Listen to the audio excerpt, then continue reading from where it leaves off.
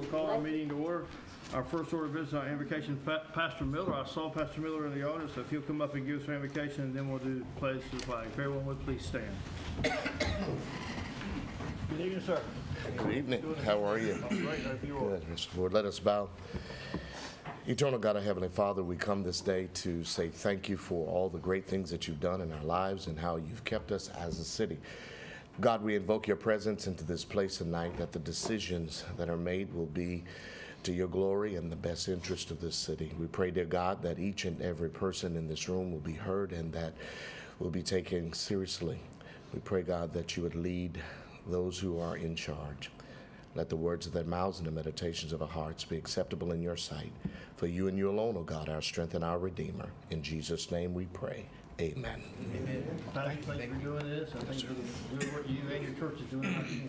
Thank you. Thank you. Pledge allegiance to the flag of the United States of America and to the republic for which it stands, one nation, under God, indivisible, with liberty and justice for all.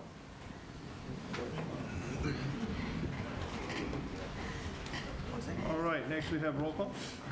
Mayor Allen. Here. Mayor Pro Tem Brawlhead. Here. Councilmember Williams. Here. Councilmember Stevens. Here. Councilmember Foster. Present. Councilmember Ham. Here. Councilmember Eckhart. Here. We're all here and accounted for. We're going to let the Cotton family come on in.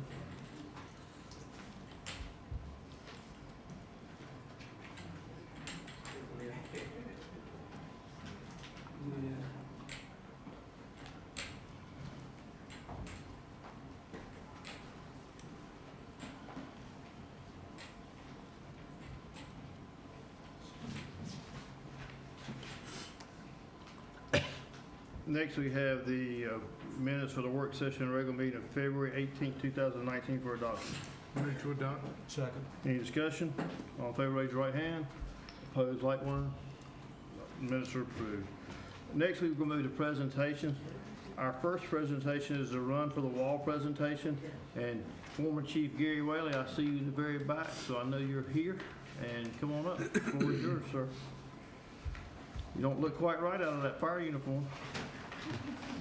You look too relaxed. I am.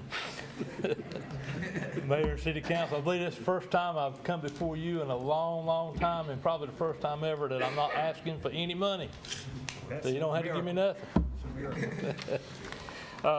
This is just to let you know about an event coming up in May that I've been working on for a long time and finally was able to get it to come to Goldsboro. But Run for the Wall began in 1989, and it's now 31 years later. It's the largest and longest organized cross-country motorcycle ride and event of its kind in the world.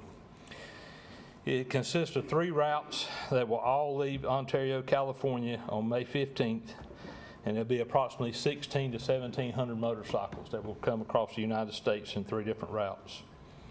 One route is the Central Route, which goes up through Kansas.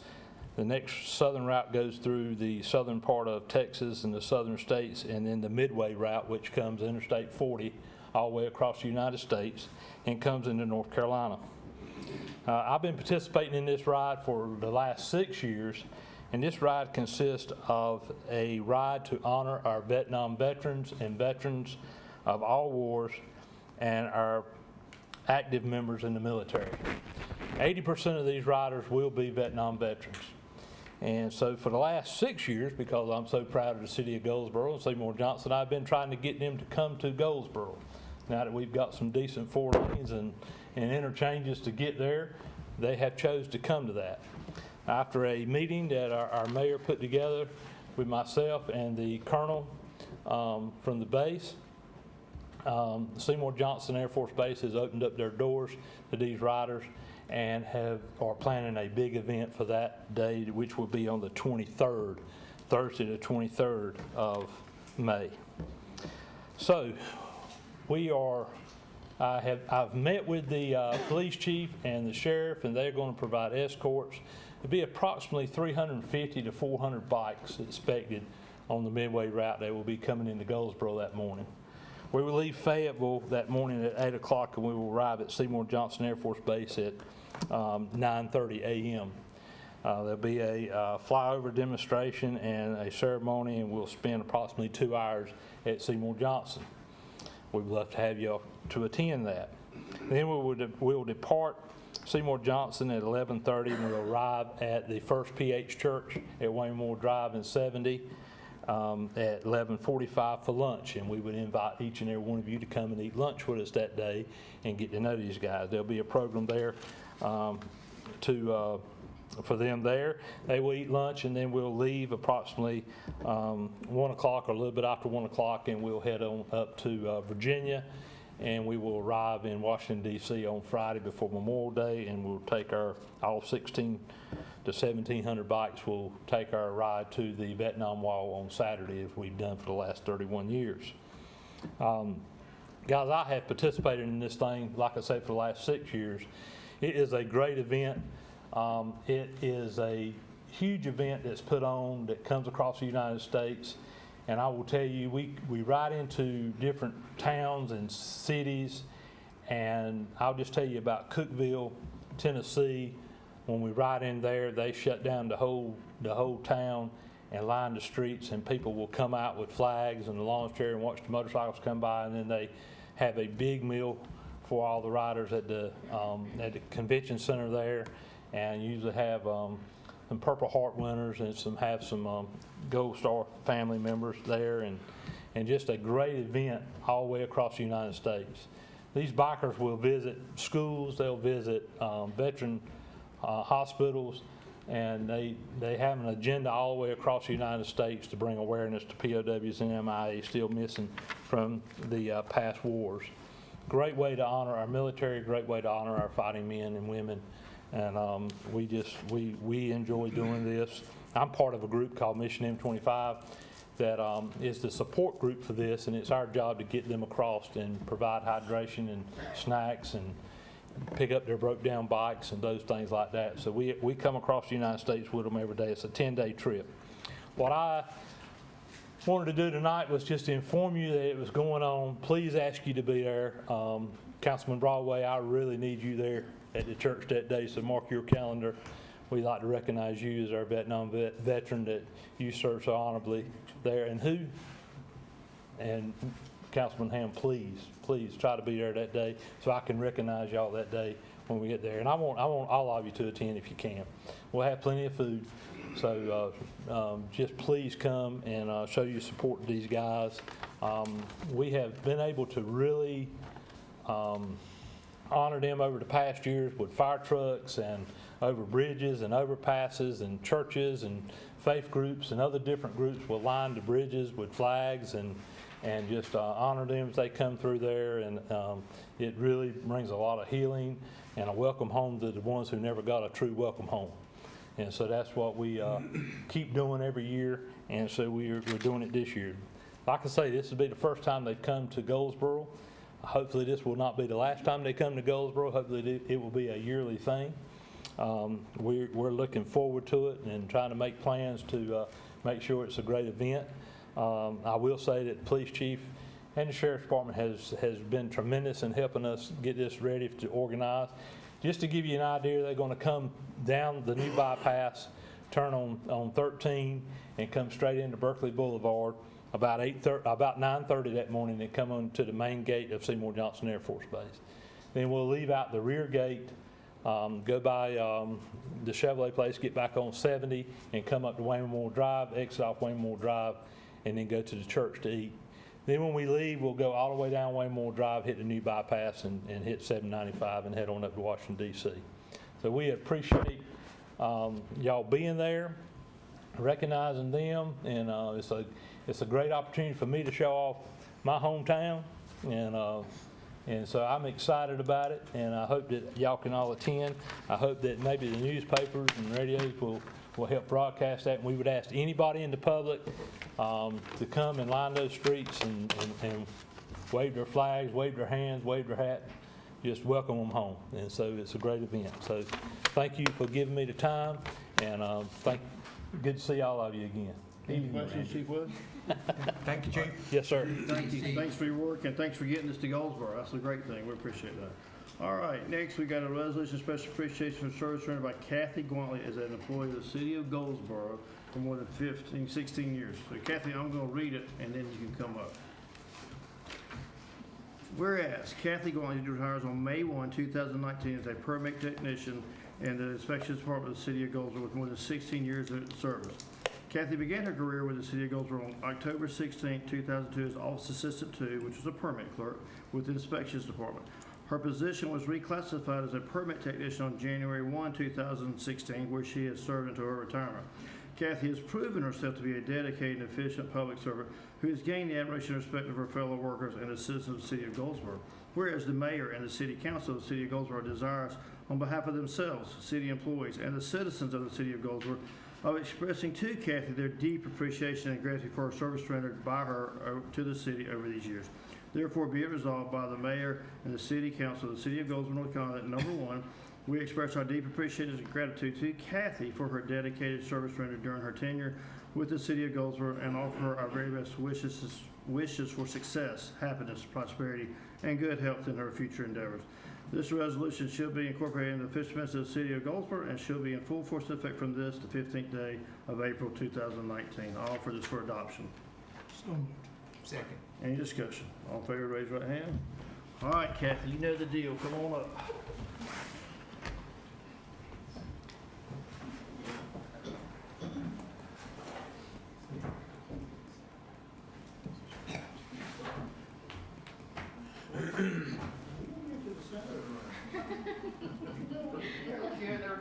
I have not done this before. Well, you've seen it happen multiple times. So I do want to say one thing about Kathy. I've known Kathy all her 16 years, mainly as a contractor, and she has always worked very hard to help the contractors. Very efficient, very professional, and generally knew more than we did, and usually let us know that. So that was a pretty good thing. And I'm sure Alan has some comments that he wants to say. I do. Kind of got mixed feelings here. Of course, Kathy's been talking about retirement for the last couple of years, and every time she talked about it, I would say, "Kathy, give me one more year, please. Just give me one more year." And I knew I was in trouble when Sally left last year. So her and Sally was like two peas in a pod. So I knew that my time was up whenever Sally left. But Kathy, you've done an excellent job. You know, I kind of went and figured out how many permits you issued over your 16 years. Oh, you did? Yeah, it's kind of added together, so it was somewhere around 50,000 permits. I can agree with that. Yeah. So, You know that better than anybody, don't you? but she's done an outstanding. Not to mention all these hurricanes we've been through together. You know what I mean? And but Kathy, I cannot say it enough what a great job you done with the inspection department. You know, I remember whenever you came on board, we needed somebody to take the position and move on with it. And you was the pillar there. You took the position. You stayed here 16 years, and that's awesome for you. I mean, and I appreciate all your hard work and all the tough times we had together. But I love you so much, and you have a great retirement too.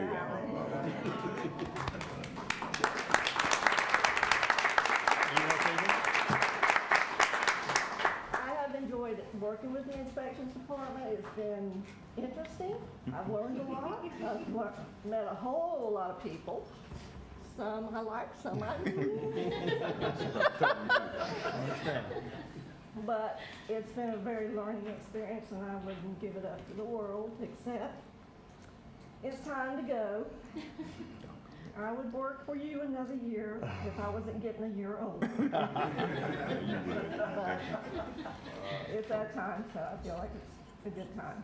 Well, you've been a great employee, and we appreciate everything you've done. Thank All right, you know the deal. You got a smile on, Kathy. Alan, are you smiling?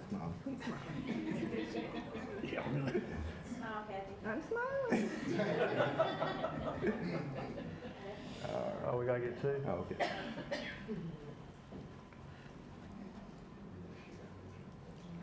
You want to get one of your family? I want you to get We'll have that left later. I'm not gonna put it back on the box. Yeah. Awesome Thank job. you. Thank you.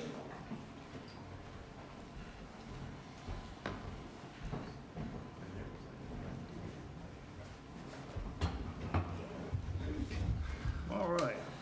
Our next is the proclamation for National Day of Prayer. And I know there's some folks here for National Day of Prayer, so I'm going to read it and then y'all can come up, okay? National Day of Prayer. Whereas civic prayers and national days of prayer have a long and venerable history in our constitutional republic, dating back to the First Continental Congress of 1775. Whereas the Declaration of Independence, our first statement as Americans of national purpose and identity, made the laws of nature and nature's God the foundation of our United States of America, and asserted that people have inalienable rights that are God-given.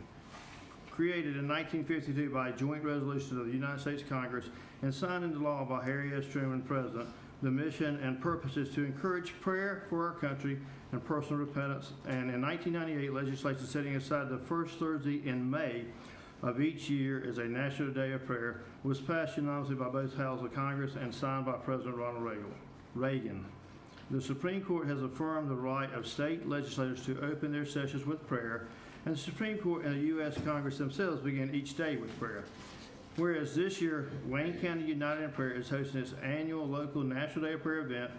The National Day of Prayer event is an opportunity for Americans of all faiths to join in united prayer, to acknowledge our independence on God, to give thanks for blessings received, to request healing for wounds endured, and to ask God to guide our leaders and bring wholeness to the United States and her citizens. Therefore, I, Chuck Allen, Mayor of the City of Goldsboro, North Carolina, do hereby proclaim Thursday, May 2nd, 2019 as National Day of Prayer, in observance of the National Day of Prayer in the City of Goldsboro, North Carolina. All right.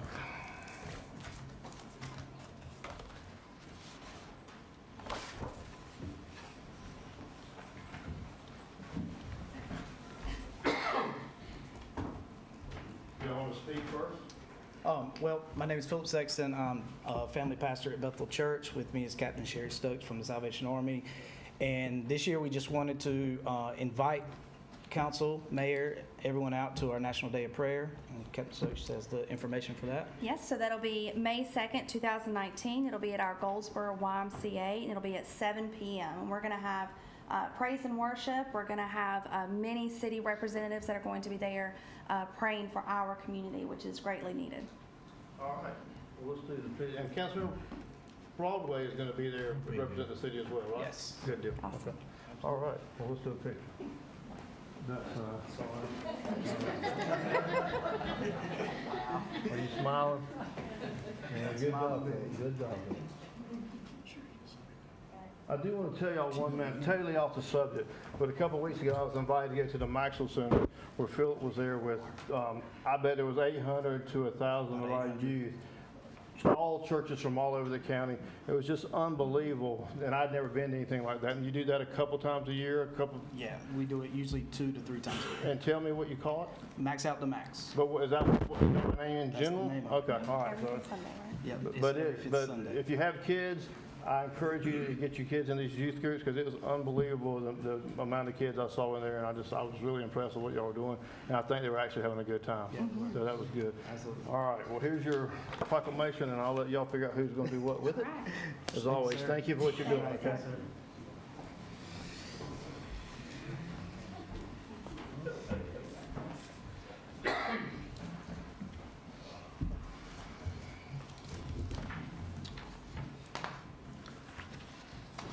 All right, our next one is the Relay for Life proclamation.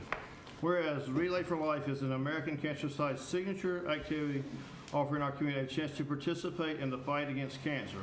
Cancer is one of the leading causes of death in the state of North Carolina, where an estimated 58,609 new cases will be diagnosed in 2019. 58,609, a lot of cases. Every citizen is at risk of developing cancer, and the Relay for Life is a community go that helps raise awareness and funds for the American Cancer Society to continue to do research and to assist with patient services, education, advocacy, and the mission to eliminate cancer as a health risk. Therefore, I, Chuck Allen, Mayor of the City of Goldsboro, North Carolina, do hereby proclaim the month of May as Relay for Life Month in the City of Goldsboro, North Carolina, and urge all our citizens to show their support for the American Cancer Society's annual Relay for Life to be held May 17, 2019, by wearing their Relay for Life t-shirts to work on Friday, May 3rd, participate in Survivor Sunday on May the 5th, and by displaying their purple ribbons in support of Show Your Purple Week the entire week prior to the relay event. So that's our Relay for Life proclamation. Is somebody here from Relay for Life?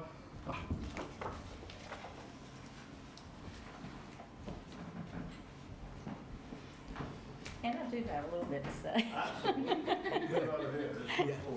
I just wanted to say a little bit about where the money goes that Relay for Life raises. Not only do we provide free rides to treatment, we also have a program that helps to pay for, or we have free places for cancer patients to stay when they're getting treated away from home.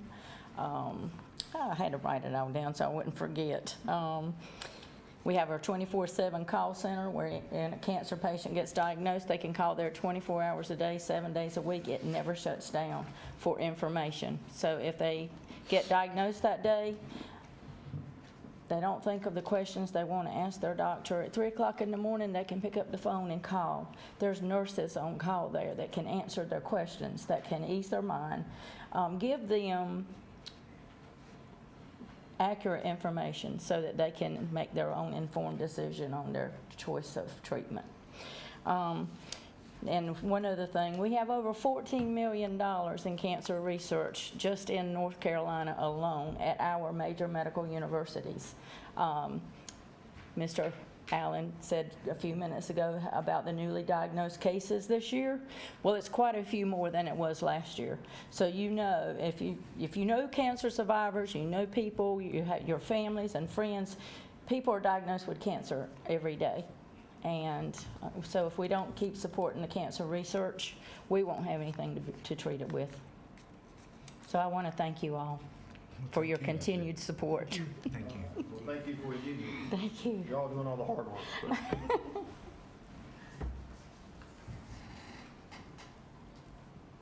We'll get in front of Jennifer this time. All right.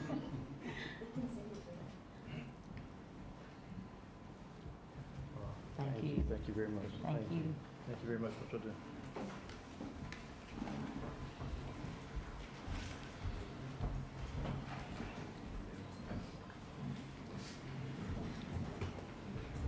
Okay, so the next one that we have that we were going to move up, it was actually under mayor and council member reports, but because the family's here, we want to do it while the family's here.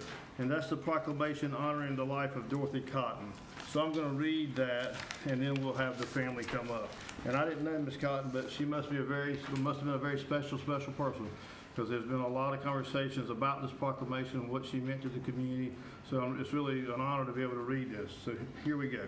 Whereas Dorothy Foreman Cotton was born and reared in Goldsboro, where she received formal education at Wayne County Schools and graduated from Virginia State College and Boston University.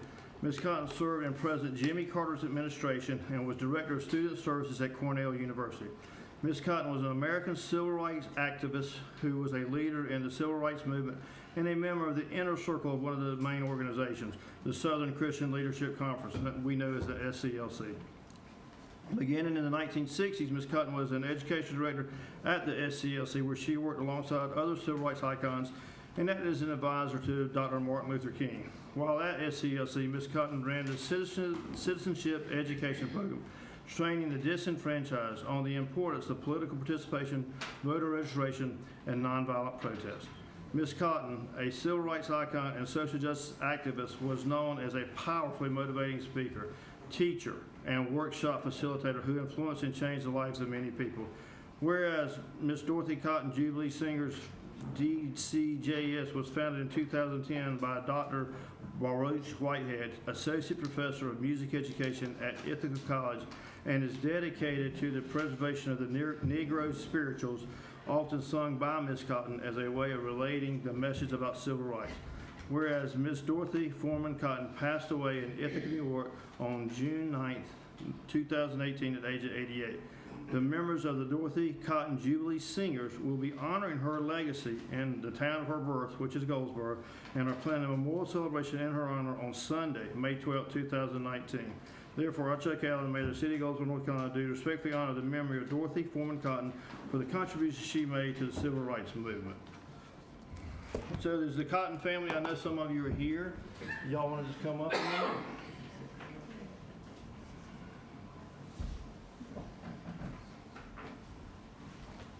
Let me rephrase that. Those that want to be in the picture or those that want to speak.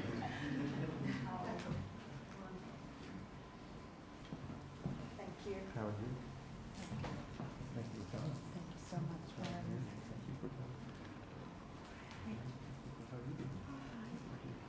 let's do the picture first.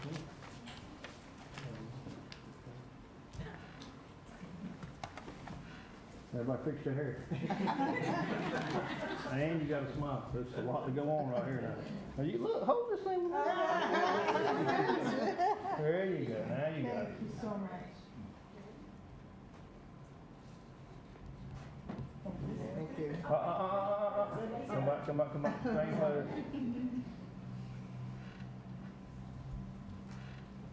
All right. Well, I know one of y'all have something to say. I just don't know which one. But I just feel like somebody's gonna speak. Oh, he's taking pictures. Where'd he come from? You got it? All right. Okay. Well, all right, I got it. You want to speak? If you don't Yeah, mind. let them, one of y'all. Couple words. Absolutely, the floor is yours. All right. I feel honored and on behalf of the family, and I stand up here with a huge family. This is just a tiny little corner of folks. But we want to thank you all for the privilege and honor of you all recognizing our aunt. Her life has been a symbol of so much of what we're rooted for and our roots and foundation here in Goldsboro. Aunt Dorothy, she's actually the second oldest of 4 sisters. And she was born in 1930, and her father, our grandfather, Claude Foreman, he was actually a tobacco factory worker here in Goldsboro. And our grandmother, Maggie Pelham, of Foreman, she actually died when my mother, the baby, was actually not long after she was born. So you had a father that was a factory worker and raising 4 little girls on his own. For years. And, you know, back in those days, that's pretty hard to do. But he did it. And out of those 4 sisters, Aunt Dorothy was one of the first ones that you see a light in folks, and there was something special and unique about her. And even though all the sisters, of course, were just as unique, Aunt Dorothy had someone that saw that light in her, because she was also a graduate of Dillard High School, as all the rest of the sisters. But she talks about in her book that she wrote that Miss Rosa Gray, her English teacher and drama coach from Dillard High School, was the one that saw in her the uniqueness and the glow that was in her. And she actually helped her, and English was one of Aunt Dorothy's favorite subjects. And she helped her to be able to get to Shaw University, get into college, but she also helped her to get 3 jobs, so she had to work 3 jobs while going to school. So she started out at that route from Dillard High School and from a father that worked hard to take care of his 4 daughters. And that family, those family values, and still keeping those daughters close. And rearing them as strong as he did. So she took that opportunity that she was blessed with to go to Shaw University and work hard to get that college degree. And after she worked hard there, one of the professors that she worked for got a job and transferred to Virginia State. And when he transferred, he and his wife, they were able to get her a job there, and she transferred there as well to get her higher education. So she did not take education for granted, and from that, she was able to begin her soar, as I call it, as an eagle. She was able to, at that point, get connected through so many different things related to her work and body of work that she lived her life to do. She had that opportunity to get connected with the Southern Christian Leadership Conference and be part of their citizen education program and being the director of that program. But then she also had that opportunity, as well as she worked closely with that, to then become a part of Dr. Martin Luther King's executive committee. And so there she was, also traveling with them and doing the work of civil rights. She was one of maybe 2, 3 women that were part of that inner executive circle. So they were able to do things that women were not able to really do back in that time. and to be that light and to be that beacon of hope and education. So she's labored over many, many years, and we're so grateful for this. She was also always about educating and reaching back and giving back, especially for youth. And youth was a lot of her work that she did with the education component. English, speech is a big part of who she was, and being able to have that spoken word. She was able to do great works, body of work with Dr. King. Even when he went for his Nobel Peace Prize, she actually helped to write his speech. So a lot of her work with that, the education, even after his death, it didn't stop with him. It wasn't that she was just part of him, but it was also who she was and remembering where she came from and the work that she did.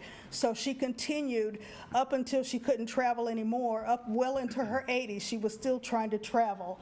And everything she did was about love, and it was about being able to sow those seeds and about helping people to get where they needed to be and helping people to see that light in them, just as Miss Rosa Gray did for her here in Dillon.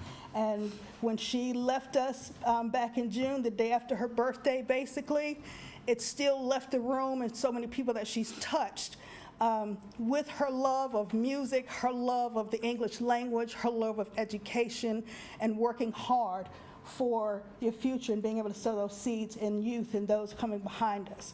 So we're really proud, not only as family, but proud because this is somebody from home. And no matter where she was always back home and always back here to see what else she can do with family or whoever to get them connected like she was. So on May 12th, we had a big, huge celebration of life for her in Ithaca, New York, where she lived for years, because she was part of the Cornell University there in student services. They did a massive celebration of life for her. People came from all over the country. Reverend Barber from here, a very good friend of mine who he and I went to college together and very close friends, he came as well. And he connected with the Dorothy Cotton Jubilee Singers, which is a huge choir that she started years ago. In turn, they usually travel. So they want to be able to come here and they want to do a concert, a free concert for folks to be able to come and help celebrate her life. And Reverend Barber has opened up his church and so forth to do that. So we're going to help to promote it. We would love it if you all, I know that that's Mother's Day weekend, but that evening after dinner and so forth, we're talking about doing it at 6 p.m. For folks to be able to come and enjoy some wonderful music, lively celebration of someone from here, from Goldsboro, and that has gone and done many things and has soared so high and proud for our county and our town. We will be getting out more information very soon within the week and getting some information about details for it. So thank you all so much for this proclamation and recognizing someone from our own roots. We're real proud of you all for doing this. Well, I appreciate you coming and enlightening me. I'm sure everybody else was enlightened too. I mean, Ms. Dorothy, she's done some amazing things, your auntie, and really appreciate that so much. And I appreciate what she's done. Thank you. Sure. That you did not know. Yeah, well, we certainly, that was an eloquent remembrance of her.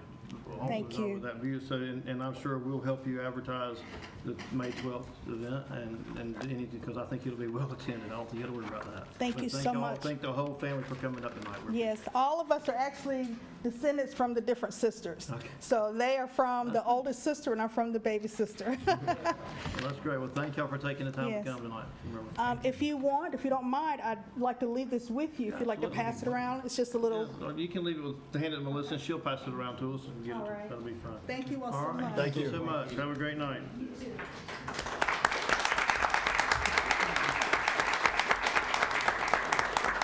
All right, well, that's the last of our presentations, and now we move into public hearings. Our first public hearing is item F, and I need to ask to be excused for that as I have a I personal. make a motion that you that Mayor Allen be recused from discussions. Second. Any discussion? All in favor, raise your right hand. Opposed likewise? All right, motion carries. I'll be excused.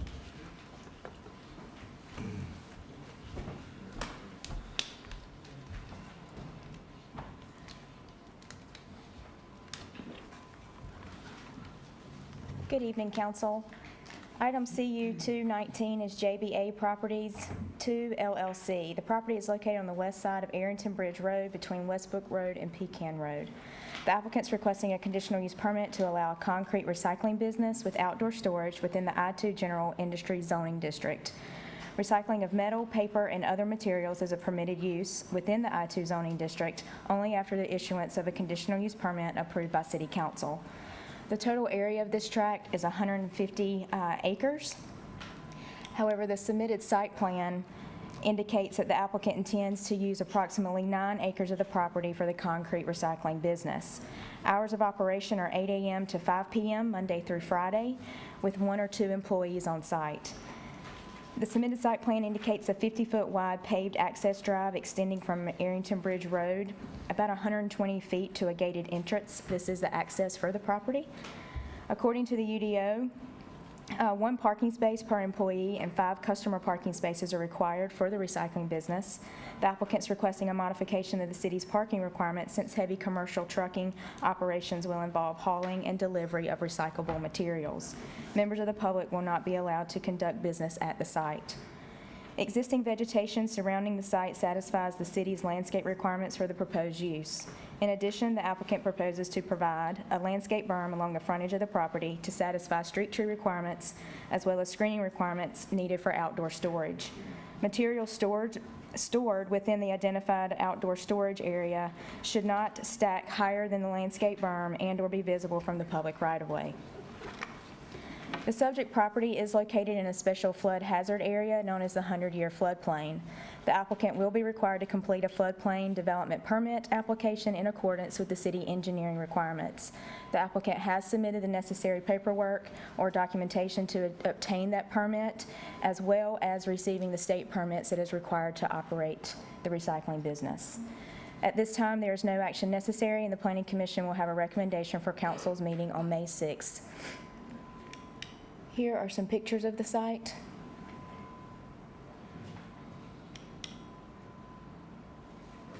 Any questions for staff? The picture's kind of fuzzy to me, but is that like where old Amity used to be? No, it's the old landscape design. Oh, okay. But it's diagonal from there. This is a public hearing. Does anyone speak for or against?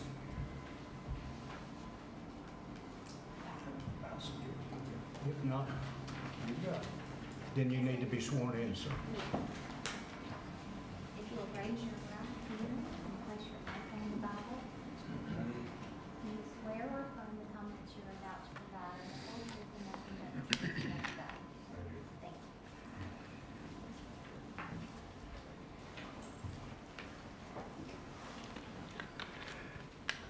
you. My concerns regarding the request by JBA Properties and LLC for approval from City Council for a conditional use permit to allow a concrete recycling business with outdoor storage on Arrington Bridge Road between Westbrook Road and Pecan Road are as follows. There's no information in the request on how the stored concrete will be recycled.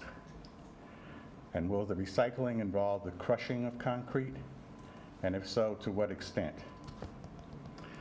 Where will the concrete for recycling come from?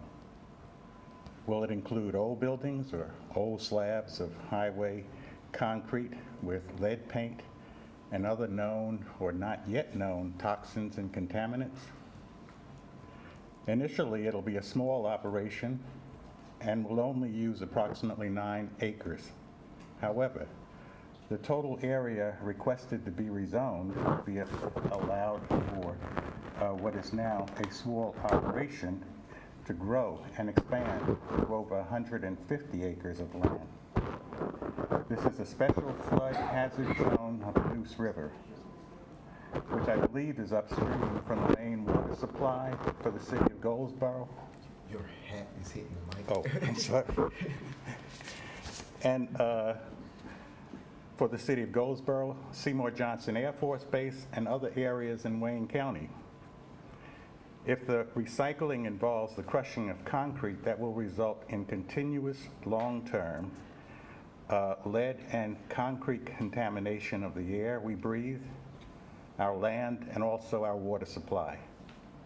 The recycled concrete will have to be hauled to the location on heavily weighed vehicles that will increase our driving hazards and hasten the deterioration of the city streets and roads that they will be using, especially if and when the operation decides to expand.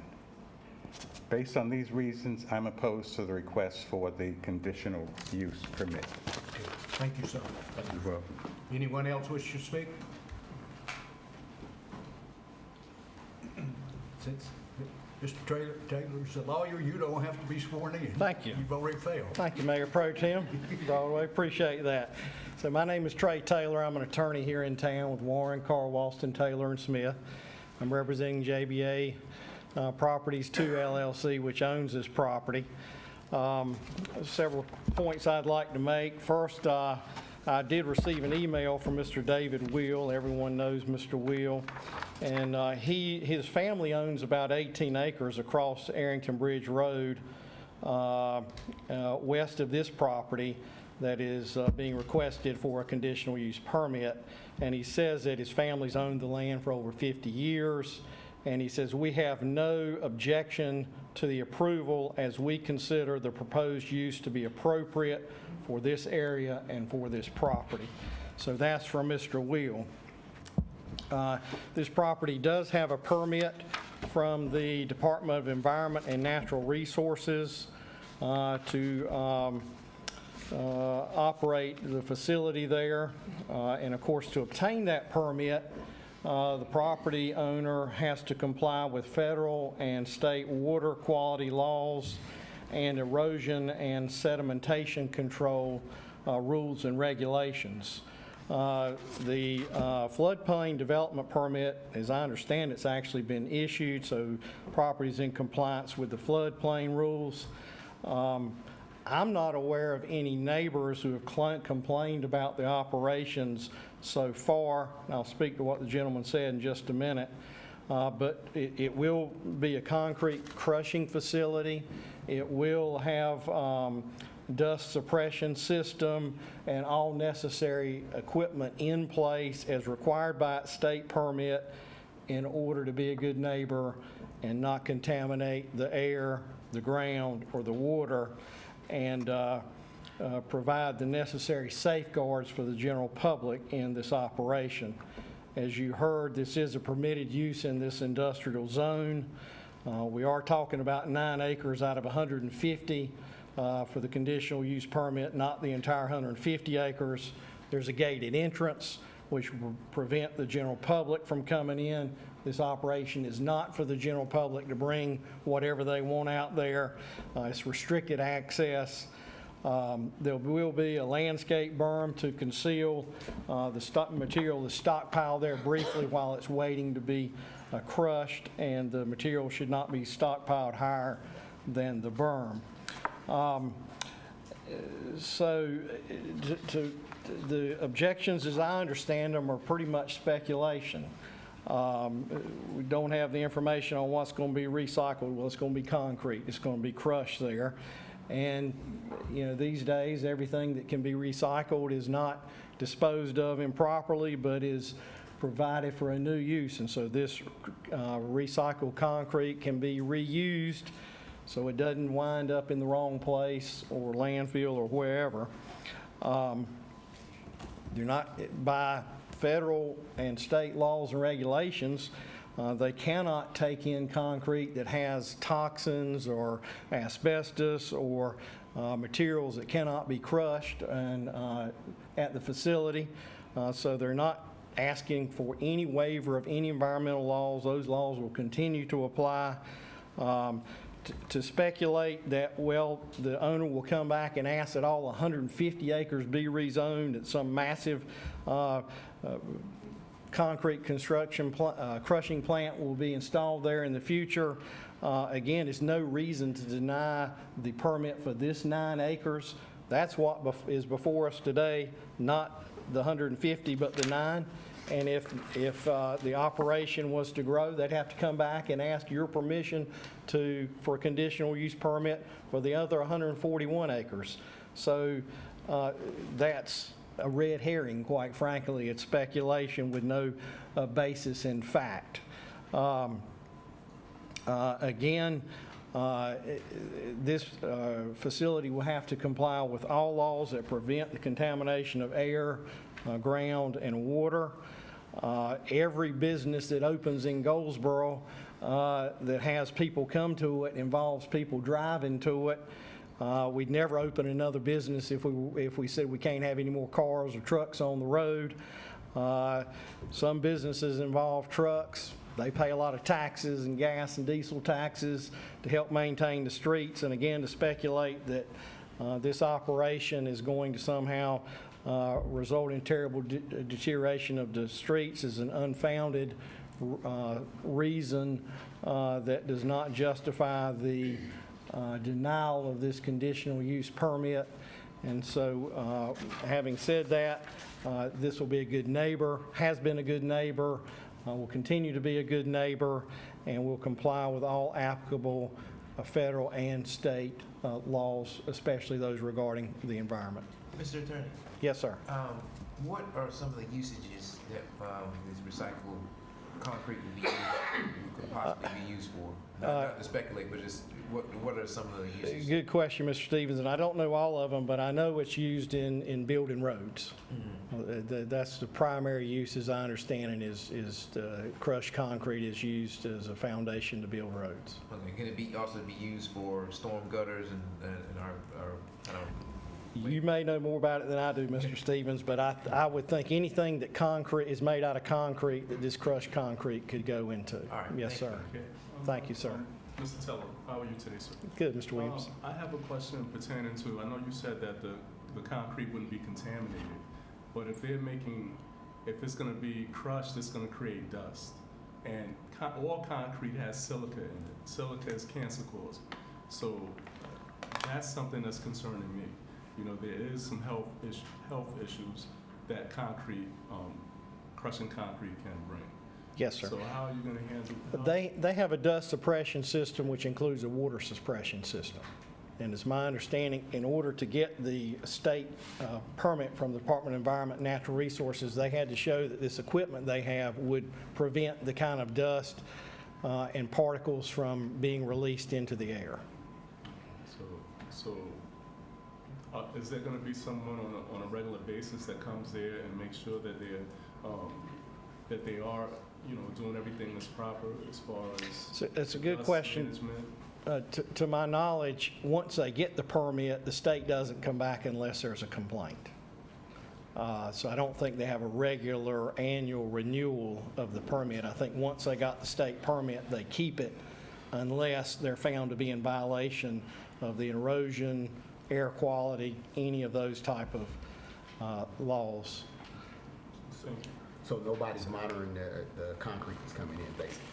Well, it's monitored two ways. One, the employees monitor it because they know where it's coming from. In other words, they don't accept anything until they know where it's coming from. And the people who are bringing the concrete, of course, if it's a demolition, they've got to get a demolition permit. And so to get the demolition permit, they've got to comply with the applicable laws as far as disposal of what's being demolished. Well, we just have an issue. We had an issue with that recently here at the city with a demolition crew not disposing of things properly. So we know that they can get by that as well.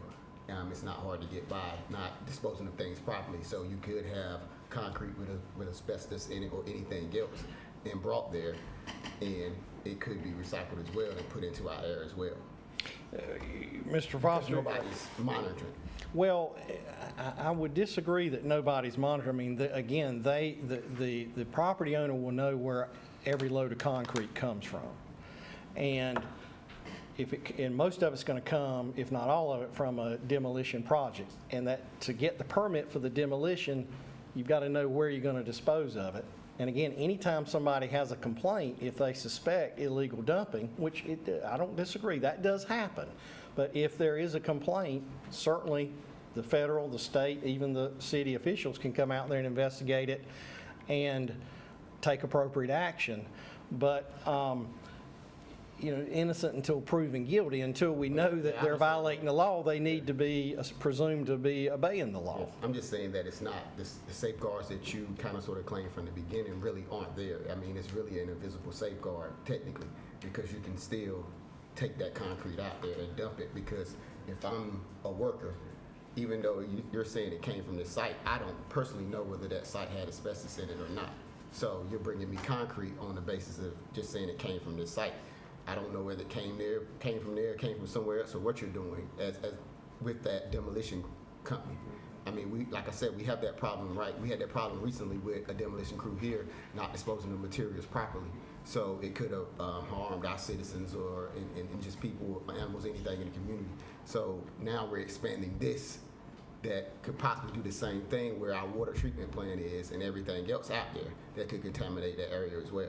So I'm just saying that the safeguards that you claim really aren't there like you say they are, because anything can get by. Well, they're not going to be scientifically testing every load of concrete. I will agree with you, but they're going to be doing business with the same customers over and over again. And again, no public access. It's a gated facility, so nobody's coming in unless they're allowed in by the property owner. And the property owner is only going to allow in the people that they know that they have a contract with to receive the concrete. And as part of the contract to receive this concrete, they're going to have to know where it's coming from. And they're going to have to know it's coming from a job that's has a permit for the demolition and hauling off the concrete. So there are some safeguards. I mean, but the permit, you can get a permit. And I understand that. You have to get the permit. But what I'm saying is if that concrete has asbestos in it and it comes there, there's really no safeguard to protect the citizens or that environment around there from that. It's really no safeguard. So we're expanding something to open up the chances of something happening. That's all I'm saying. I mean, regardless of whatever, I understand what you're saying about a permit, but that we had the people here that was doing demolition had permits, but they still managed to dispose of materials improperly. So it's really no safeguard there, regardless of whatever you're saying. I understand about a permit, but that's really not a safeguard. So we're expanding the area, expanding the business, which is there for profit, that at the end of the day, we don't know what kind of business, how that business can go either way, left or right. They can do the right thing or they can do the wrong thing. But you're still putting citizens at harm. You're putting our water treatment at risk, the air quality at risk, and everything for what? So, I mean, I still have a lot of questions there. I mean, I would like better safeguards. I would like to know a lot more information about this before we jump into it, because that area is a flood area. What if it floods and it's asbestos concrete out there? It gets into the kids or anything. We don't know, into the houses. We don't know, but we don't know that water's been that contaminated. We might just think it's just flood water. We put people back in houses in the area, but they have a problem, then they get sick. And then, we don't know. People are dying of cancer. So the lady just said that cancer is rising. It's a lot of health issues that could happen. Not saying that they are, but it's a lot of things that has not been covered. So I think that we as a council, we owe our citizens a responsibility to make sure that we keep them safe.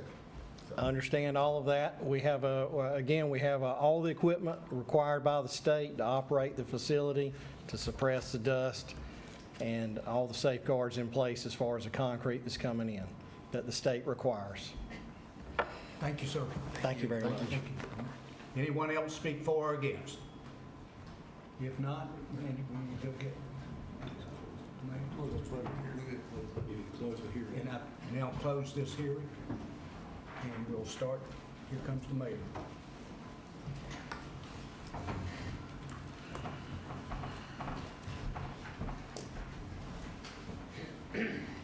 All right, so the next item on the agenda is item G.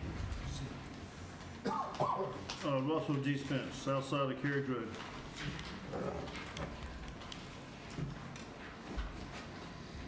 Item G is CZ619 Russell Spence Jr. The property is located on the south side of Carriage Road between Surrey Drive and East Ash Street, US 70 Highway.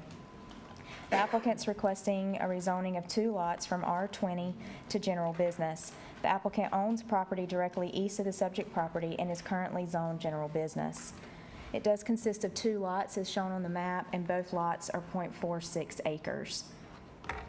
Surrounding zoning to the north, you have general business RMNC, R20 residential, RMNC. To the south, you have general business, R20A residential, agricultural, RMNC. To the east, general business, and to the west, R20 residential. As stated previously, it is 2 lots, and currently those lots are vacant and undeveloped. Currently, the applicant is in the process of selling commercial property, once operated as an outdoor equipment sales and service center, and more formally known as Spence Equipment Sales and Service Company. The applicant was unaware that 2 of the 6 lots for sale were zoned residential. The owner intends to recombine all lots into 1 lot for commercial sale and development. The city's comprehensive land use plan recommends low-density residential development for this area. City water and sewer are available to serve the property, and the subject area is not located in a special flood hazard area. The subject property is located within the 65-70 day-night average sound level noise zone. Base officials have been notified of the rezoning request. At this time, there is no action necessary, and the Planning Commission will have a recommendation for council's meeting on May 6th. And here's a few pictures of the site.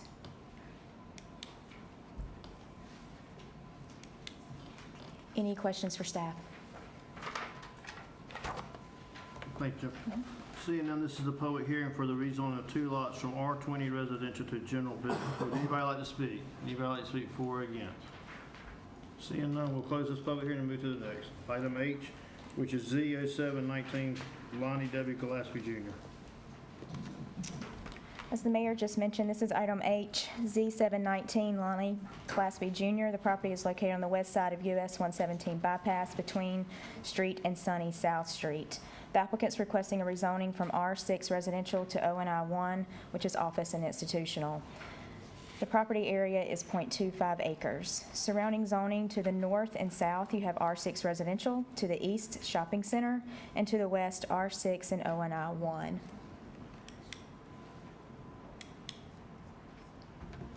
The property is currently occupied by a single-family dwelling. The applicant intends to develop the property for office use only. If the property is rezoned, site and landscape plans will be required and approved by City Council. In addition, the existing structure will be required to meet state commercial building codes. The city's comprehensive land use plan recommends industrial development for the property. City water and sewer are available to serve the property, and the subject property is located in a special flood hazard area known as the 500-year floodplain. At this time, there is no action necessary, and the Planning Commission will have a recommendation for the council's meeting on May 6th. And here is a photo of the property. Any questions for staff? Seeing none, thank you, Jennifer. This is a public hearing, rezoning from R6 residential to ONI1. Would anybody like to speak? Yes, ma'am. Come on up. Good evening.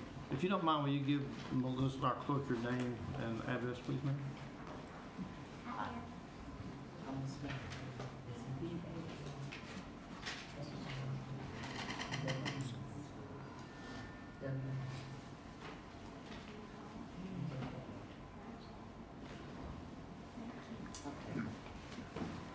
Good evening. Good evening, ma'am.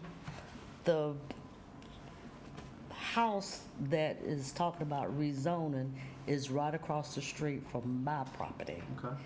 905 Canal Street. And I want to know what type of office uses are we talking about in a residential area? I've been there since 1961, and it's been a very quiet neighborhood. Right. And I've seen a lot of people, older people come and go, as in from life to death. So I really want to know what is it going to do to my property as far as lowering the value, upping the value, or what? Well, what we can do, or all we can do, is we can connect you with Jennifer, and she can tell you that if this is approved, what could go in O&I. because we don't know, unless you know, we don't know what the business specifically is, but we know O&I allows certain type of businesses, and she can tell you what those type of businesses are. Okay, And offline, when you get done, she'll be glad to connect with you. okay. And I don't know if anybody else is here to speak that might know more than we do. Okay, because I know that area is, there are older people there. Right.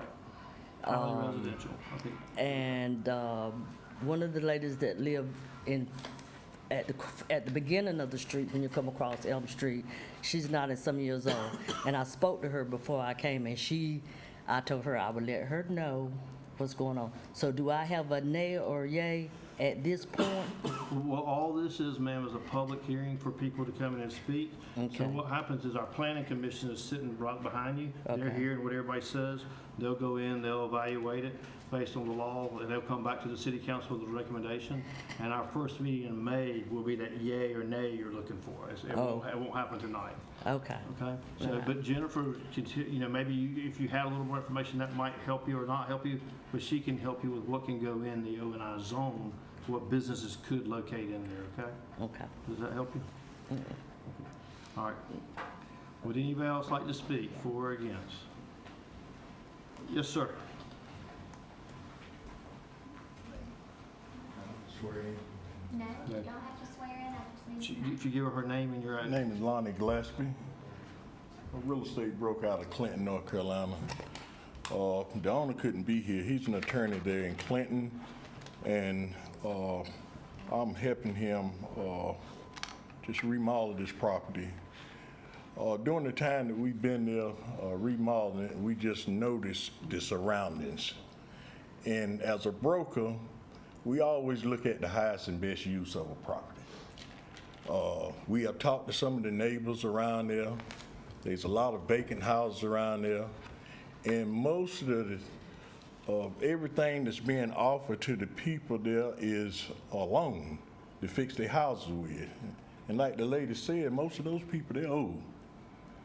They're not coming back and fix their houses. We've been broken in 2 or 3 times since we've been there about a year. And I just see the neighborhood just going downhill. We asked for attorney's office, doctor's office, whatever someone would like to have a corporate presence here, because it's sitting right on the corner. We don't want to come there and upset the neighborhood or anything like that. We just want to try to keep it better than what it is right now. Because if you go around the corner, there's 2 or 3 houses. I mean, I could probably say 50% of those houses in that neighborhood is vacant. And I just don't see any residential use coming back there. It haven't since the hurricanes. And every time they get there's a storm, they got a water level almost up to the yards. So nobody wants to come in and invest a lot of money there, and just see it go downhill. When people come in and they fix their properties up, they like to see the appreciated value in the neighborhood where it's worth something after they leave there. They don't want to come and spend a lot of money and end up it not being no value there. The evaluation on that property, on every one of those lots there, have been reduced to well below 50% in the last year or 2. Property that used to be worth $70,000 to $80,000 is worth $20,000. Check the tax records, you can see. And it's sad that a neighborhood that fine with that much traffic flow is people have to end up selling their property for nothing. And most of these properties here, these people inherit these properties. And their inheritance is just about zero. And it could do better than that. That's all I had to say. Thank you, sir. Thank you. All right. Would anybody else like to speak for or against? Anybody else? Seeing none, we will close this public hearing, and we'll move on to item I, Lane Tree Villas.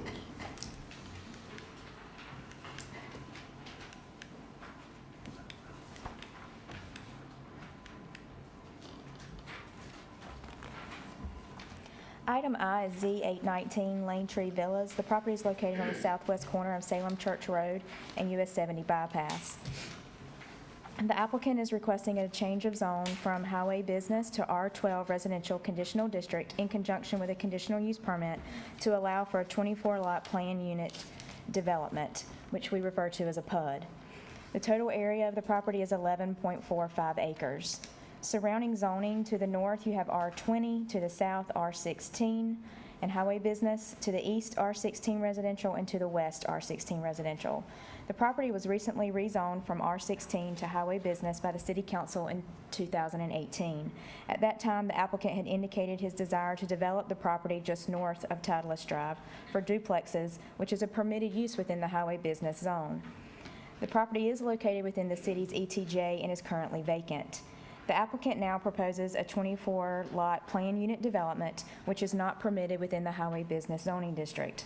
Plan unit developments are a permitted use within all residential zoning districts and the approval of a conditional use permit by City Council.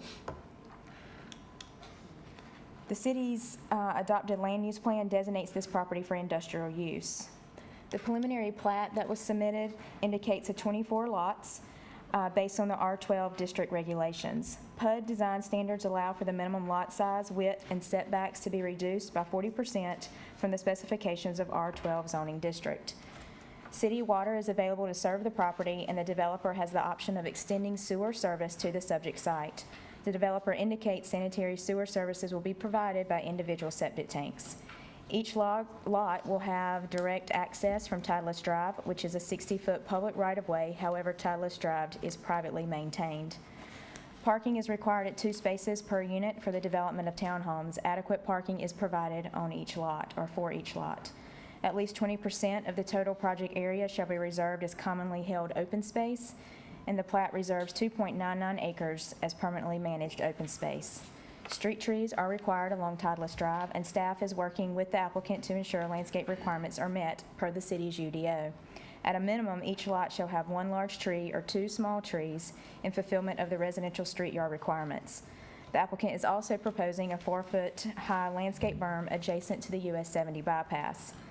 Sidewalks are required along Titleist Drive per the city's subdivision standards. The applicant is requesting a modification of this requirement, as sidewalks have not been constructed within Lane Tree subdivision because the applicant has been granted previous modifications. Building elevations have been submitted, and the townhomes will be constructed of brick veneer and shake siding. The roof will consist of asphalt shingles. At this time, there is no action necessary, and the Planning Commission will have a recommendation for council's meeting on May 6th. And here are just, this is the entry to the site on Titleist Drive. And here's a view of the property in question from Titleist Drive. And, oh, I'm sorry. And then there's a view from the US 70 bypass. Any questions for staff? Thank you, Jennifer. Seeing none, this is a public hearing, a zoning change from highway business to R12 residential conditional district in conjunction with a conditional use permit to allow 24-lot plan unit development. Would anybody like to speak? Anybody like to speak? Seeing none, we will close this public hearing. And that's the last of our public hearing. And so that brings us to our excusing our hard work in Planning Commission. We thank y'all for what you're doing. You got a lot of good things to work on. So we'll see you in a couple of weeks. Thank you for coming. We'll give them, I know they're not going to stay, so we'll give them a minute to get out.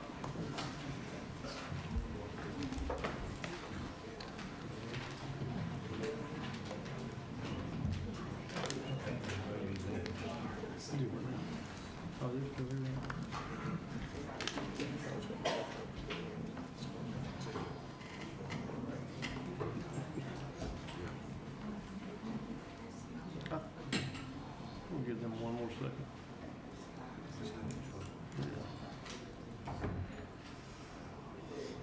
Randy, they can go back the handicap way, right? Yes. Ms. Cotton, y'all can go back to, y'all go back the way, the handicap elevators that you came. Go left.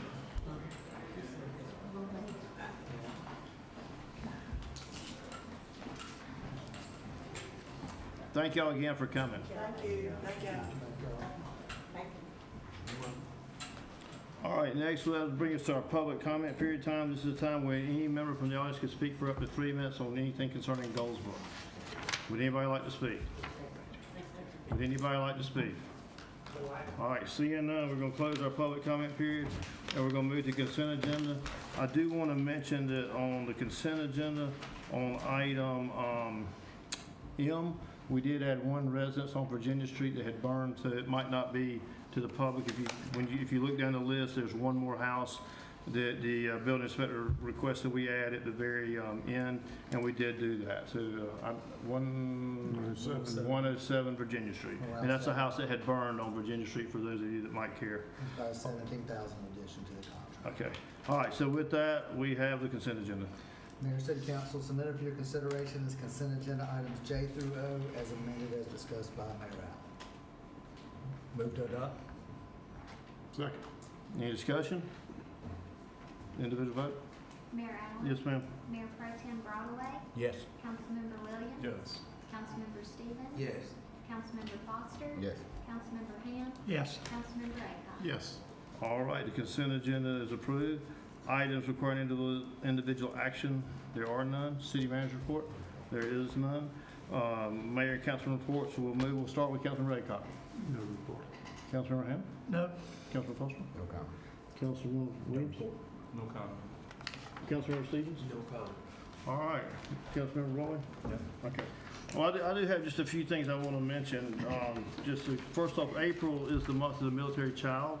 And what they're asking is on April 18th, that everyone wear their purple in support of the military youth.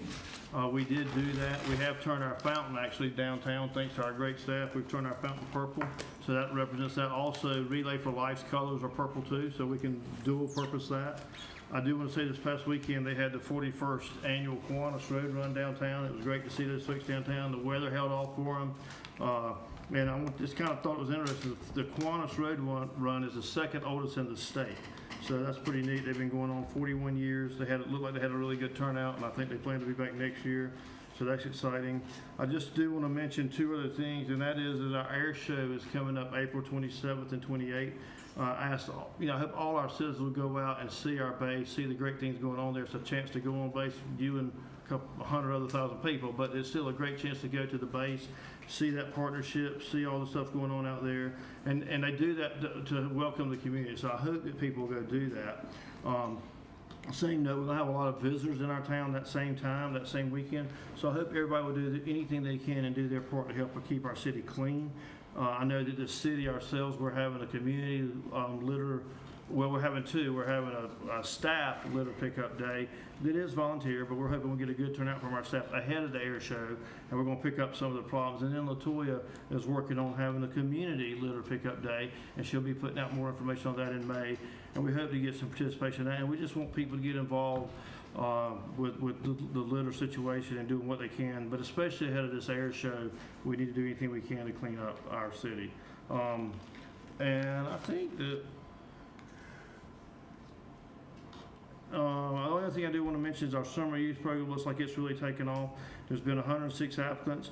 58 have already gone through the mandatory training, so it looks like it's going to be full this time, and it's going to start in June. So there's a lot of good things going on there, and we appreciate all our partners working hard on that. And I'll close with this on the base. The base has tours the fourth Tuesday of every month. So if there's somebody just wants to go see the base and you don't have access, if you'll call Travel and Tourism, just through our Travel and Tourism Department, talk to Amber, 919-734-7922. I understand it's a really great tour, and just somebody that maybe never been to the base or wants to take your kid for something to do, I think you might enjoy that. So I just want to be sure that people know about that. With that, I thank everybody for coming. I just want to acknowledge our representative just came in. Hello, Sunshine. Hello there. How are you tonight? I'm absolutely fantastic. Before we adjourn, do you have anything you would like to say? No, sir. You did Okay, well, with that, we'll welcome Representative Smith, and we'll also adjourn at the same time. Thank you, everybody, for coming. Thank you.